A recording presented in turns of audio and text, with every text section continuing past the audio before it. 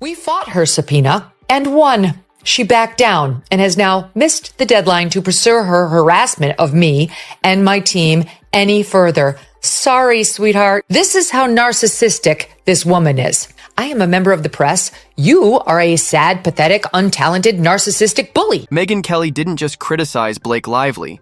She dismantled her on live TV. What was supposed to be Blake's big courtroom drama turned into a humiliating roast. Kelly tore through Lively's shaky accusations against Justin Baldoni, with receipts, flipping the narrative and painting Blake as the toxic force dating back to 2010. She branded her narcissistic, mediocre, and pathetic, and even dragged Ryan Reynolds' bankroll into the fire. She's an unlikable bully brat who did not deserve any of the negative press she received. August 2025 was the month Blake Lively's fantasy empire crumbled. Megyn Kelly was practically giddy, mocking her downfall like it was a halftime show dunk contest. Kelly revealed that Blake actually tried to subpoena her newsroom, digging for private emails and notes, and failed spectacularly. Instead of sympathy, Kelly ridiculed her on air. Blake's wild claim? That Kelly was secretly on Justin Baldoni's payroll, running around as his undercover operative. Tony cross-claimed, saying Lively is a nasty bully who is unfairly blaming and disparaging him for the negative press she generated with her disastrous promo tour around the release of their movie back in August 2024. Kelly's response? Pure disbelief. She flat out asked if Blake had lost her mind, calling the accusation narcissistic, which honestly was generous. To think the only explanation for people disliking you is that someone must be paying them? That's peak celebrity delusion. It wasn't just paranoia, it was the kind of ego collapse you'd expect from a star who can't process reality anymore. These two Hollywood mega millionaires think nothing of harassing powerless people on social media who have the temerity to write or speak negatively about Queen Blake. Megyn Kelly nailed the framing. This wasn't Hollywood gossip, it was a First Amendment fight. She declared, "No diva is going to bully the press into silence. Not on my watch." Blake wanted war, but Kelly served her humiliation. And the humiliation was delicious. But to really get it, rewind to July 2025, when the subpoena storm first erupted. Blake had sprayed subpoenas at more than a dozen podcasters, journalists, and even small creators. She wasn't picky.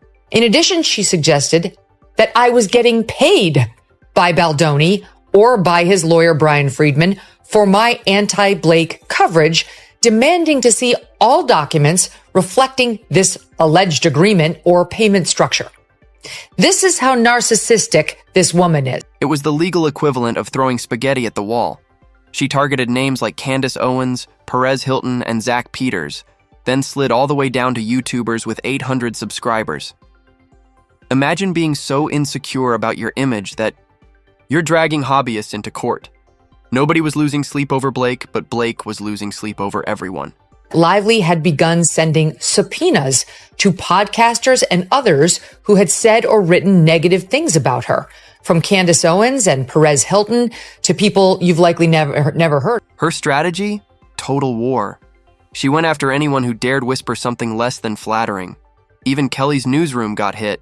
Blake demanded behind-the-scenes prep packets and private notes as if she could subpoena trade secrets just because she didn't like the coverage. That's like suing Coca-Cola because you didn't like the taste of the soda. But here's the kicker.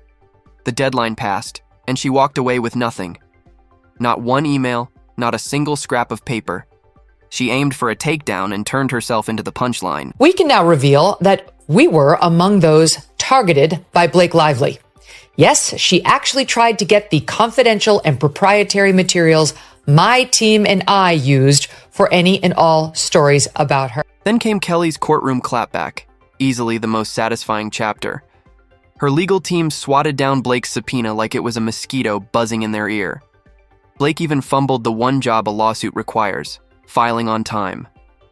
That mistake alone buried her case.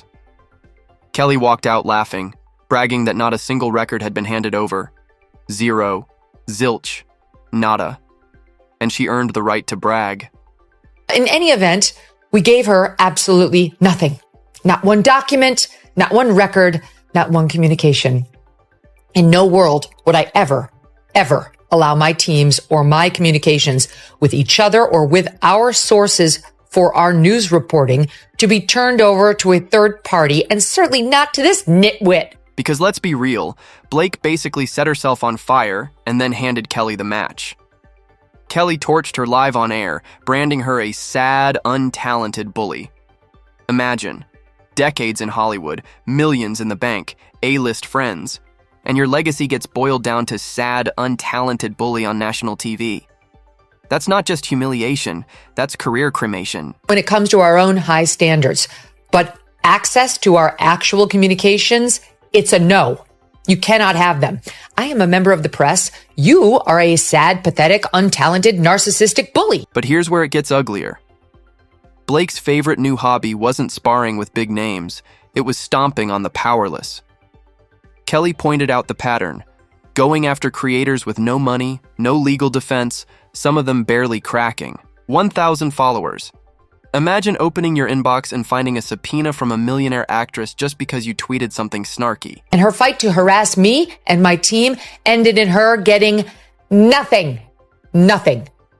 However, there are still many content creators whom we believe are actively being bullied by Blake Lively to this day. She even filed motions to compel when these small creators said, "No, I'm not handing over my stuff." Think about that. Legal filings designed to crush people with 900 subscribers. That's like driving a tank over a tricycle. Kelly hit it perfectly. Blake wasn't fighting fair. She was using Ryan Reynolds' fortune as a weapon to stomp on nobodies. That's not strength. That's textbook bullying. Most of the people she's harassing do not have those resources, and she knows it. She's targeting them because she knows she can. She's richer, better connected, with high-powered lawyers who have nothing but time and billable hours on their hands. And the Megyn and Harry comparisons? Spot on. They sue the press every time someone sneezes. Blake was doing the Hollywood cousin act, playing subpoena whack-a-mole with critics. It wasn't about truth. It was about silencing voices. If you can't handle people saying you're not perfect, maybe public life isn't for you. But instead of ignoring it, Blake torched her own reputation by proving every critic right. She wanted to prove she wasn't a bully, so she bullied a dozen, people with lawyers. That's like trying to prove you're not an arsonist by setting the neighborhood on fire. And I don't need his money. And it's an insult to me. It's an insult to Baldoni. It's an insult to Brian Friedman. It's an insult to Candace. It's an insult to Perez Hilton. Like all these people. And here's the power imbalance no one should ignore. Blake wasn't fighting alone. She had Ryan Reynolds' fortune backing her, with Hollywood-level lawyers billing around the clock like it's an Olympic sport. Meanwhile, the people she targeted, most were barely monetized, scraping by, some with fewer than 1,000 followers. It was Goliath stomping on ants, except Goliath slipped and face-planted. The bigger names, Perez Hilton, Candace Owens, Megyn Kelly, swatted her subpoenas like gnats. And the small creators who fought back? They're the ones exposing her as exactly what she fears being called, a fragile Hollywood brat who can't handle being disliked. Nothing against her. It was not until I saw how many allegations she clearly made up and reached the independent conclusion, as someone who practiced law for a decade and has been in journalism for 2 more, that she was glomming onto the Me Too movement to try to save her reputation. The wildest part? None of this was necessary. If Blake had just stayed quiet, the drama would have faded. People forget fast. But by subpoenaing over a dozen people, she created a self-sustaining scandal that kept her name roasting in the headlines, week after week. Every attempt to silence a critic just became another story, another punchline. She turned herself into her own worst publicist, Megyn and Harry without the crowns, suing nobodies while the world laughs. And in August 2025, Megyn Kelly sat there sipping her coffee, turning Blake's meltdown into live TV comedy. She's a liar. He's a bully too. So while we at the Megyn Kelly Show are not worried at all about Blake Lively's attempt to harass us, we are concerned about this ugly bully's efforts to embarrass other online creators with fewer resources. And then came Blake's next stroke of genius, subpoenaing a private investigator firm. Yes, really. She tried to drag Source Intelligence, the PI outfit tied to Justin Baldoni's lawyer, Brian Friedman, into her circus. Legal experts just shook their heads. PI records are privileged unless presented in trial. Translation, off limits. But Blake, drowning in her own kiddie pool meltdown, grabbed at anything that looked like a lifeline. She wanted dirt, needed dirt, and when she couldn't dig it up herself, she went after the professionals. Except they slammed the door in her face. The result? She didn't look like a victim. She looked like a predator, clawing through the mud for scraps to weaponize. She's a terrible person. Then I started looking at clips, in particular the clips that had generated such negative coverage of her last summer, and saw that I was actually quite late to the Blake Lively is terrible party. And here's where the hypocrisy really burns. Blake won't shut up about Justin Baldoni running a toxic set on It Ends With Us, but the receipts flipped the story. Crew members who actually worked with her described her as the problem. Barbara Sussman, a fourth assistant director on A Simple Favor in 2018, flat out said, "Blake was cruel. Cruel. That wasn't gossip. That was someone who lived it." Barbara admitted she cried on her way home because no matter how hard she worked, Blake constantly tore her down. The result? Barbara quit the AD track entirely. Her career crushed. That's not toxic. That's radioactive. Look, Baldoni is probably being bled dry by the litigation costs. And, she's the one that launched this whole thing with a, in my opinion, specious claim of sexual harassment against him. Then there's E. Wood, a 23-year-old Gossip Girl intern in Paris who never asked for the spotlight. He just shared what he saw. Blake was cold, dismissive, even mocking.